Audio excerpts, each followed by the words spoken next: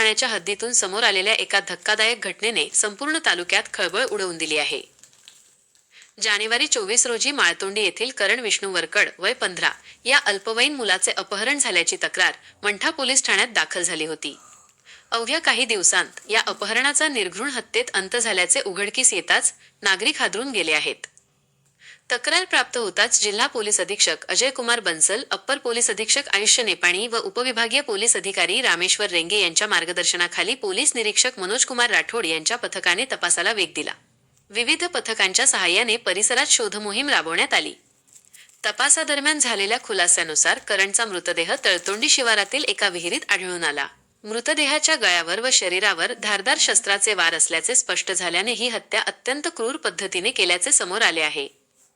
विशेष म्हणजे या प्रकरणात मयत करणचा चुलता राजेभाऊ अंबादास वरकड व चुलत भाऊ ओंकार राजेभाऊ वरकड यांना पोलिसांनी ताब्यात घेतले असून नात्यांनाच काळीमा फासणारी ही घटना अधिकच भयावह ठरत आहे।